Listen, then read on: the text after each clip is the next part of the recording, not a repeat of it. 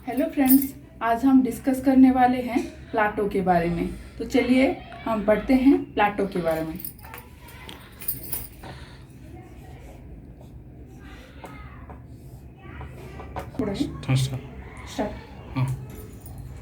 Okay, Plato पैदा होते हैं 400 काट दिया, ठीक है। प्लाटो पैदा होते हैं 428 बीसी में, ग्रेट यूनान में ये पैदा होते हैं। ये प्लाटो पैदा होते हैं 428 बीसी में। बीसी मतलब बिफोर क्रिस्ट, ये तो आपको पता ही होगा। तो ये पैदा होते हैं 428 बीसी में, ग्रेट यूनान में पैदा होते हैं और इनका डेथ पीरियड है 347 बीसी। तो ठीक है, ये घटता हुआ आ रहा है ऐसे, क्योंकि बीसी बिफोर क्रिस्ट चला जा रहा है इसलिए। तो प्लाटो का ओरिजिनल नेम जो था वो था अरिस्टोक्लस। उनका जो मतलब बचपन का नाम था वो अरिस्टोक्लस। उनका प्लाटो नेम इसलिए पड़ा क्योंकि प्लाटो नेम उनको दिया गया उनके सक्रेटिस जो गुरु थे। प्लाटो के जो गुरु थे वो हैं सक्रेटिस वो हैं प्लाटो के गुरु। तो उन्होंने प्लाटो का जो मतलब ब्रॉड चेस्ट था, प्लाटो का फिगर में ब्रॉड चेस्ट था। अब हम देखते हैं उनके वर्क्स के बारे में। तो वो करीबन 36 से 38 बुक्स लिखे हैं, पर कंफर्म नहीं है कि वो 36 है या 38 है। तो इसलिए हम दोनों को लेके चलते हैं, 36 या तो फिर 38, इनमें से कोई भी होगा। तो ऑथेंटिक उनका जो प्रामाणिक बुक है वो सिर्फ 28 ही मिलती है, 28 ही हमको ऑथेंटिक बुक मिलती है। वो उसका ही प्रमाण है 28 बुक्स के, और बाकी के प्रमाण हमारे पास नहीं हैं। और जो बर्नेट है, वहाँ का बर्नेट है, तो वो यूनानी लैंग्वेज में लिखते हैं 28 बुक्स। ये 28 बुक्स यूनानी लैंग्वेज में ऑक्सफोर्ड यूनिवर्सिटी में पब्लिश होता है 28 बुक्स। और इसका पेज है 2662 पेजेस में ये 28 बुक्स का आता है। तो ये ऑक्सफोर्ड यूनिवर्सिटी में पब्लिश होता है ये 28 बुक्स। ओके फ्रेंड्स, अब हम डिस्कस करते हैं प्लाटो की इम्पोर्टेंट टेक्स्ट के बारे में। तो उनके इम्पोर्टेंट टेक्स्ट में से सिर्फ 12 हैं जो कि बहुत इम्पोर्टेंट है। तो बाकी के इतने इम्पोर्टेंट नहीं है, सिर्फ 12 का इम्पोर्टेंट है, तो वही हम देखेंगे अभी। ये फर्स्ट उनका होता है टेक्स्ट, वो है अपोलोजी।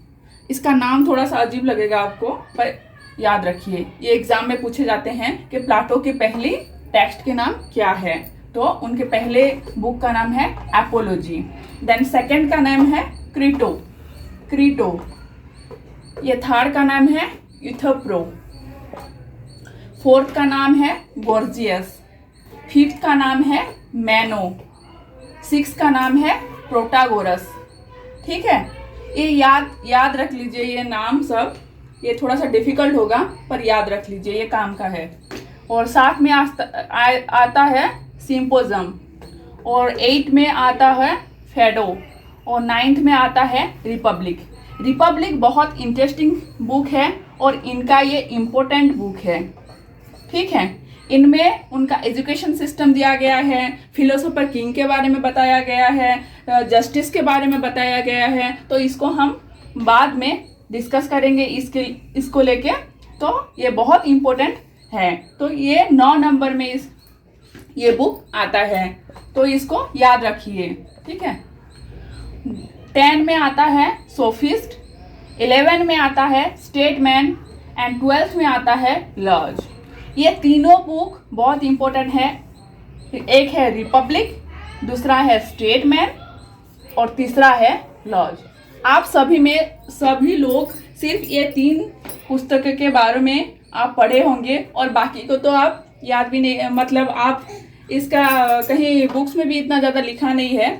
तो ये सिर्फ आपने ये 3 बुक्स ही पढ़े होंगे।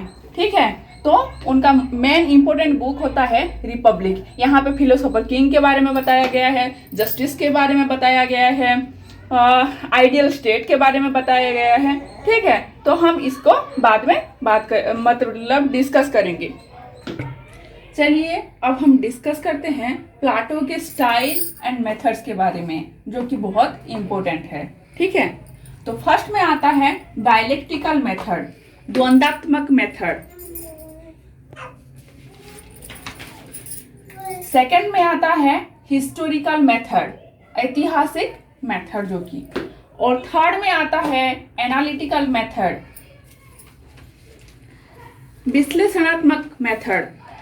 फोर्थ में आता है टेलियोलॉजिकल, संदेशात्मक मेथड। ठीक है, और फिफ्थ में आता है डिडक्टिव मेथड और निगमनात्मक मेथड, और सिक्स्थ में आता है एनालिटिकल मेथड और सादृश्यात्मक मेथड। ठीक है, तो फिफ्थ में आता है डिडक्टिव मेथड।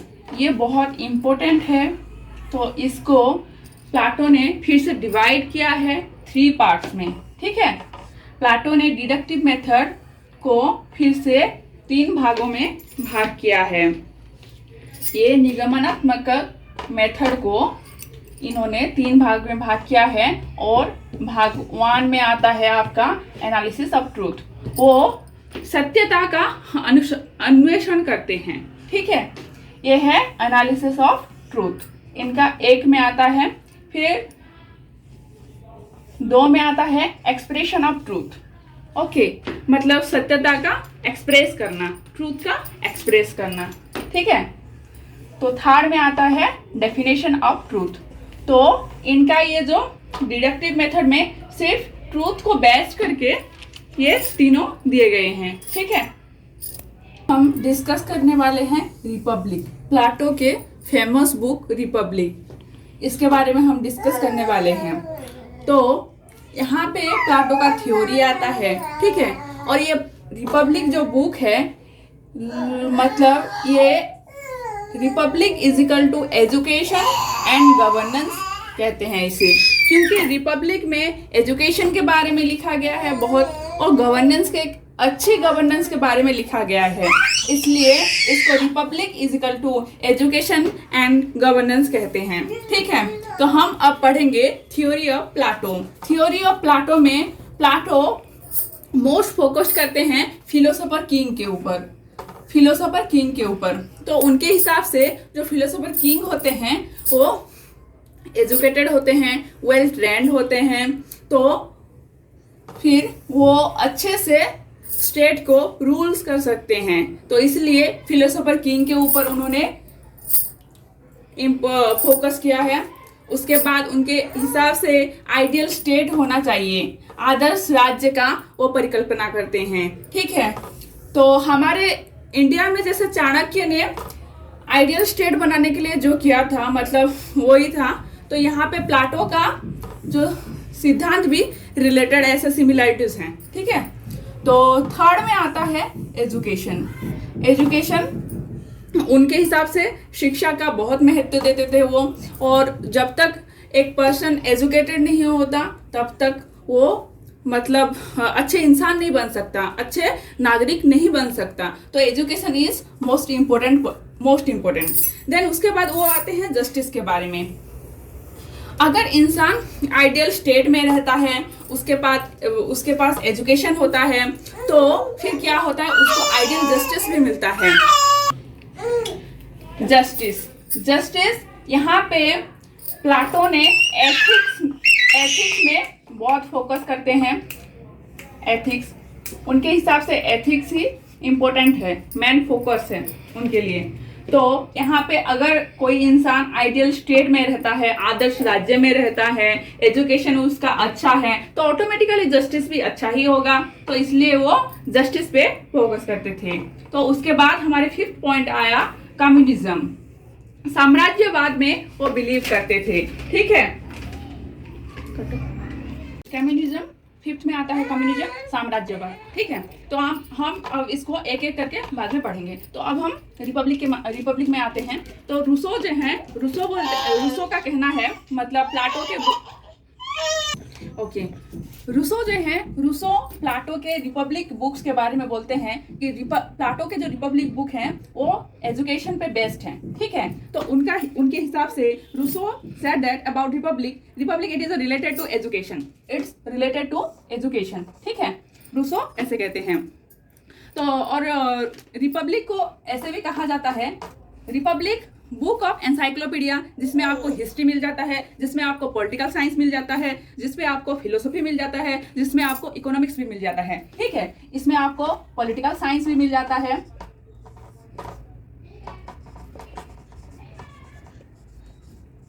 ठीक है, आपको हिस्ट्री भी मिल जाता है, यहाँ पे फिलोसफी भी मिल जाता है आपको, यहाँ पे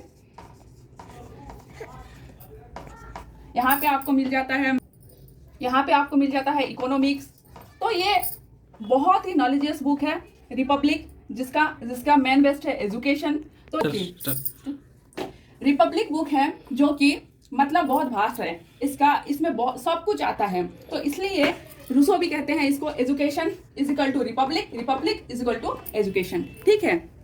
तो हमारे इंडिया में जो महाभारत है, रामायण है, हम इंडिया में महाभारत को लेते हैं, ठीक है।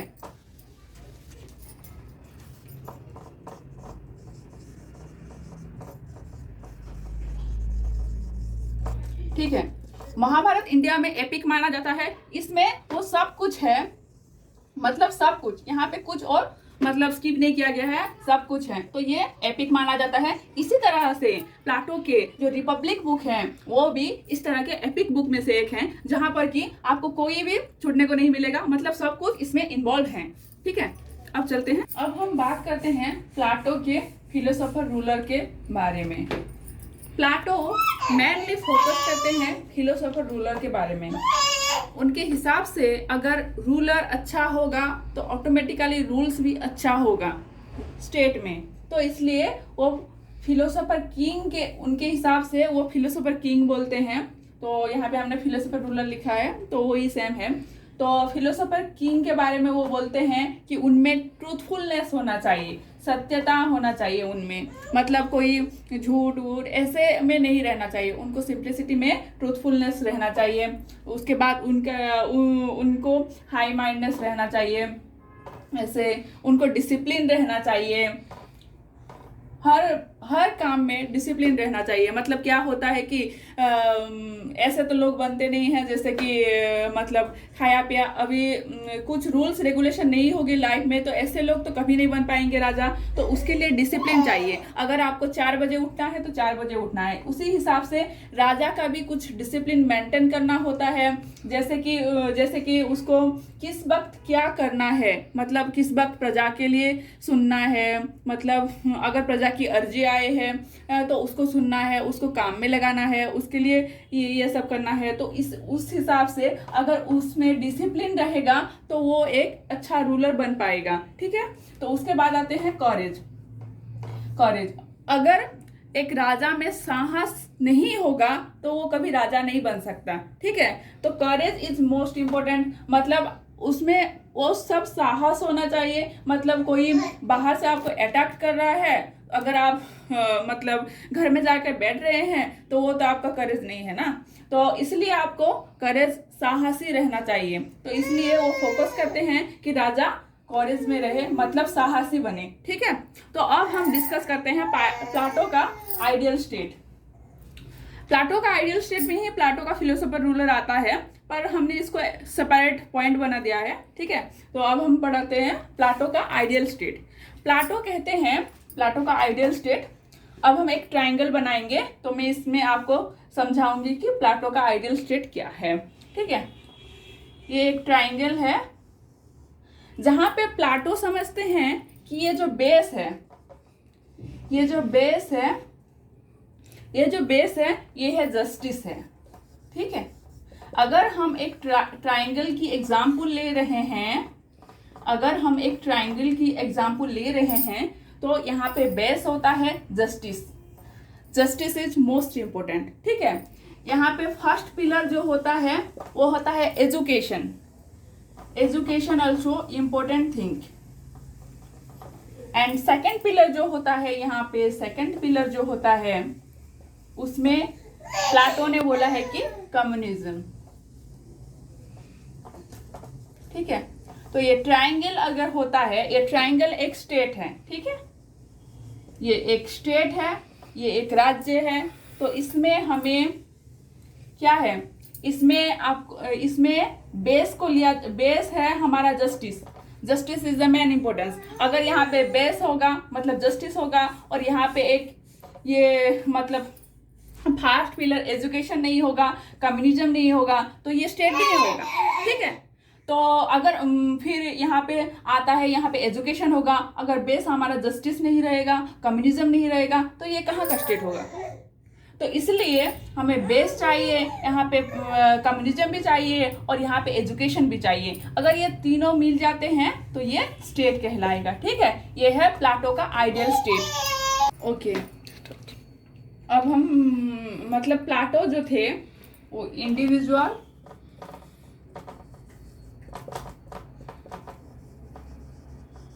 और स्टेट, ये दोनों इज रिलेटेड हैं। ठीक है, इजिकल टू इंडिविजुअल के बिना स्टेट नहीं, स्टेट के बिना इंडिविजुअल नहीं, तो ये को रिलेटेड हैं। ठीक है, इनमें कोई डिफरेंस नहीं है, ये इंडिविजुअल में और स्टेट में कोई डिफरेंस, कोई अंतर नहीं है। ठीक है, हम ऐसे इंडिविजुअल हैं, इंडिविजुअल जहां जाता है स्टेट के पास, इंडिविजुअल यहाँ पे स्टेट पे आता है, डिपेंडेंट, स्टेट के बाद ये रिफ्लेक्ट होके, रिफ्लेक्शन होके यहाँ से फिर जाता है इंडिविजुअल के पास। तो फिर ये को रिलेटेड हैं, यहाँ से यहाँ, यहाँ से यहाँ, यहाँ से यहाँ। ठीक है, आइडियल इंडिविजुअल और आइडियल स्टेट। ठीक है, यहाँ पे तो जगह नहीं है। ठीक है, ये लिख रहे हैं हम ideal individual and ideal state. एक आदर्श व्यक्ति से ही एक आदर्श राज्य बन सकता है। ठीक है, तो इसलिए वो फोकस करते हैं आइडियल इंडिविजुअल में और आइडियल स्टेट में। ये इच परिपूरक है, मतलब आइडियल इंडिविजुअल, अगर एक व्यक्ति अच्छे से आदर्श में रहता है तो ऑटोमेटिकली एक व्यक्ति से ही मतलब स्टेट का गठन होता है। तो एक एक व्यक्ति जो है कि स्टेट का कंटेंट है, उपादान है। ओके फ्रेंड्स, अब हम इसको रिमूव कर रहे हैं।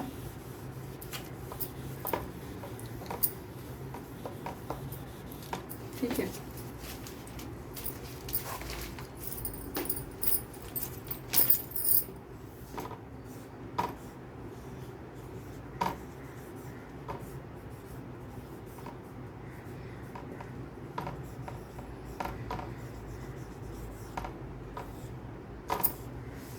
आइडियल इंडिविजुअल, तो प्लाटो का जो थ्योरी होता है वो हम अब डिस्कस करेंगे।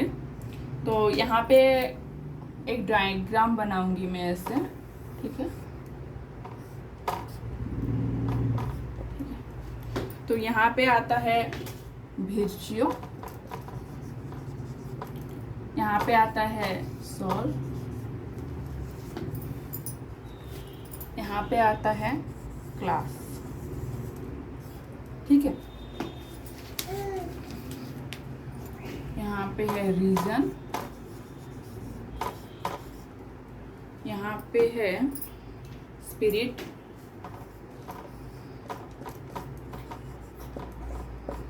और क्लास पे है एपेटाइट।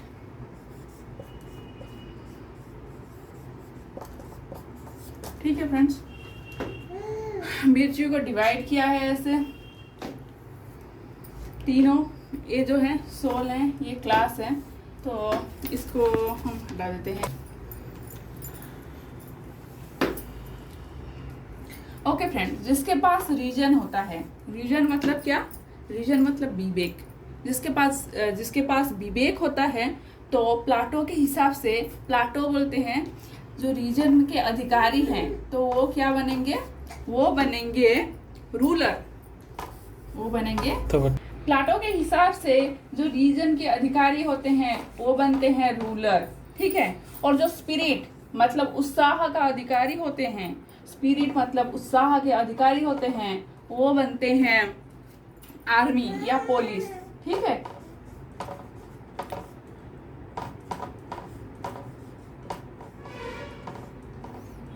आर्मी या पुलिस, ठीक है।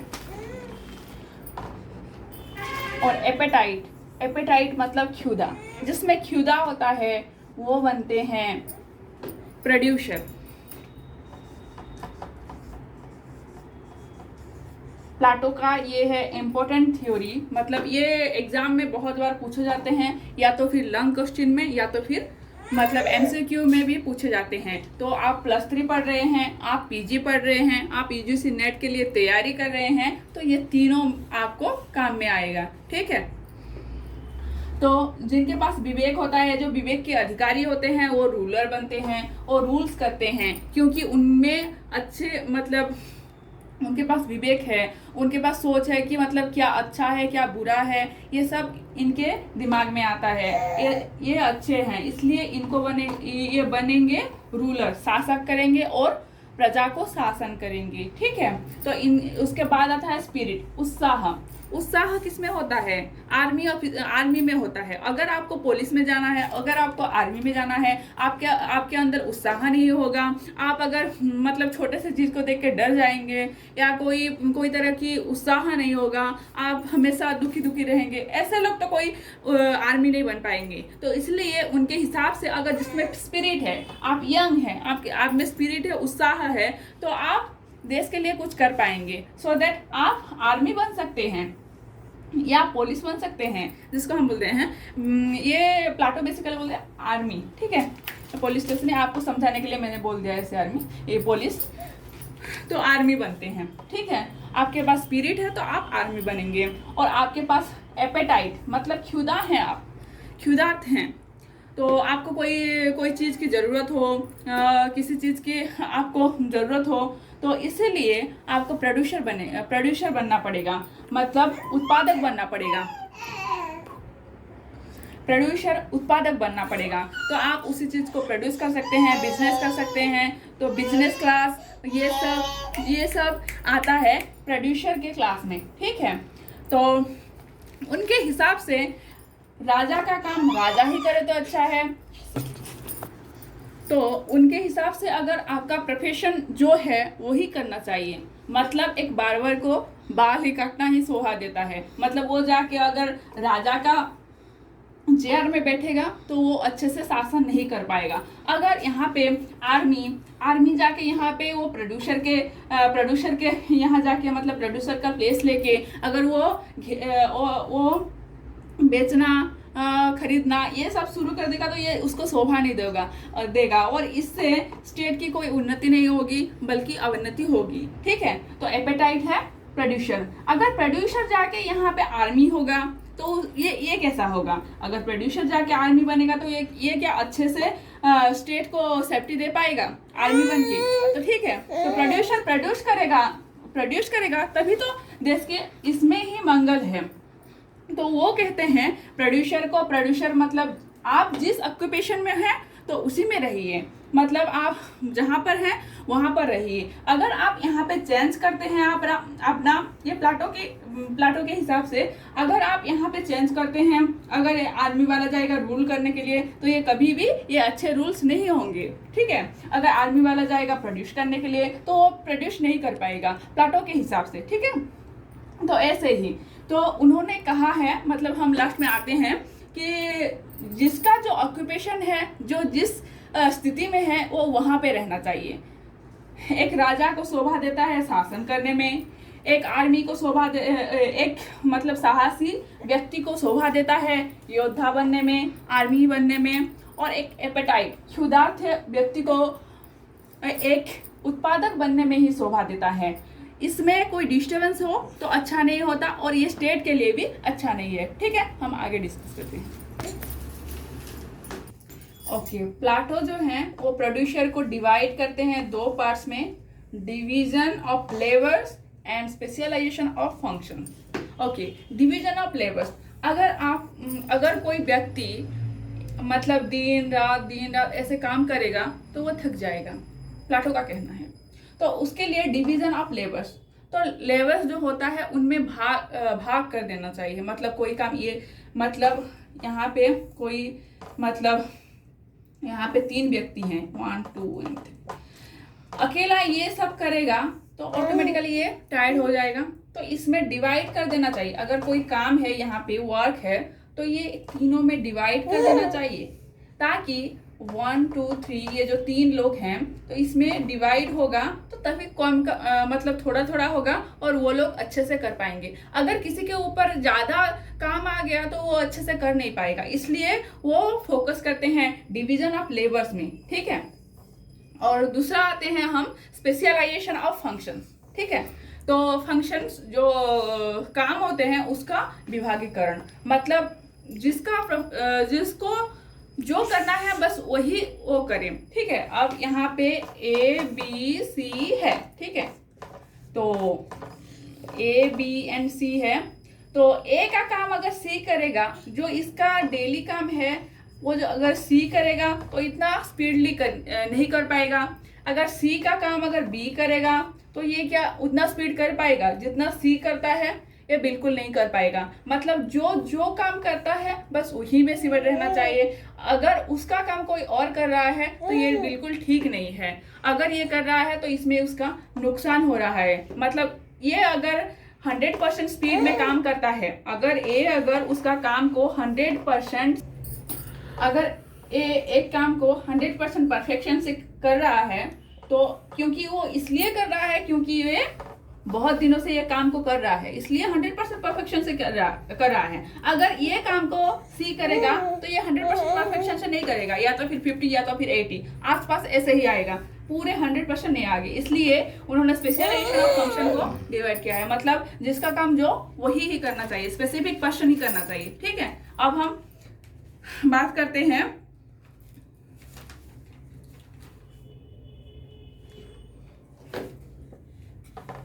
ओके अब हम डिस्कस करते हैं स्पिरिट के बारे में, ठीक है। स्पिरिट कैसे इंपॉर्टेंट है जैसे देखते हैं हम।